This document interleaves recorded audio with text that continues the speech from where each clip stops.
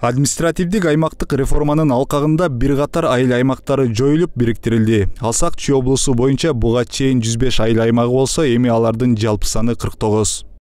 Гемин району буга чейин 11 айыл аймагы болсо, учурда 4 айыл аймагы. Чүй району буга чейин 10 айыл аймагы болсо, учурда 5. Ысык Ата району буга чейин 18 айыл аймагы болсо, учурда 9.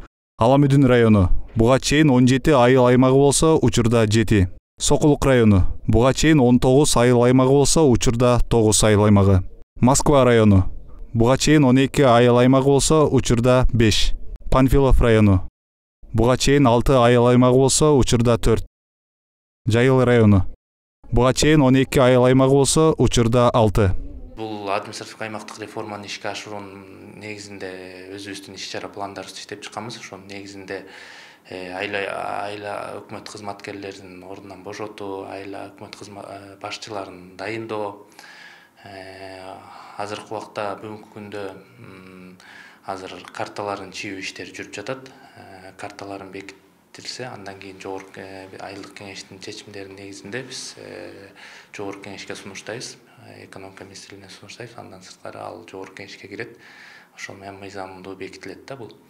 Мындан сырткары Чүй облусундагы Кара Балта менен Кант буга чейин райондук шаарлар деп эсептелинсе, эми аларга жакын жайгашкан айылдар кошулуп, бул эки шаар облустук деңгээлдеги макам алды. Облустук деңгээлде шаар пайда болду. Чүй облусунун аймагында бул Кант шаары жана Кара Балта шаары. Булардын дагы жалпы кызматкерлери ордуна бекитилип, президент Кыргыз Республикасынын президенти тарабынан мэрлери бекитилди. Кара Балта шаарына бир айыл аймактын айылдары кошулду. Ал эми Кант шаарына болсо жакынкы жайгашкан Люксембург айыл аймагы толугу менен кошулду. Булардын территориясы чоңойду. Реформанын натыйжасында Чүй облусунун 2 районундагы 8 айыл аймагы эми Борбор калаанын курамына кирди. Мисалы Аламүдүн району боюнча Көкчар, Лебединовка, Маевка, Төмөнкү Аларча, Пригородная менен Аламүдүн айыл аймактары, ошондой эле Сокулук районундагы Орок менен Новопавловка айылдары эми Бишкектин курамында. Азыркы учурда ушул шаардын аймагы бизде айтып атпайбыз, жана 3 эсе көбөйдү деп. Мурда 12 000 гектар болсо, азыр 38 000 гектар болду деп. Ошонун 25 000 гектары ушул административдик реформа аймагында 25 гектар бизге кошулат да шаарга.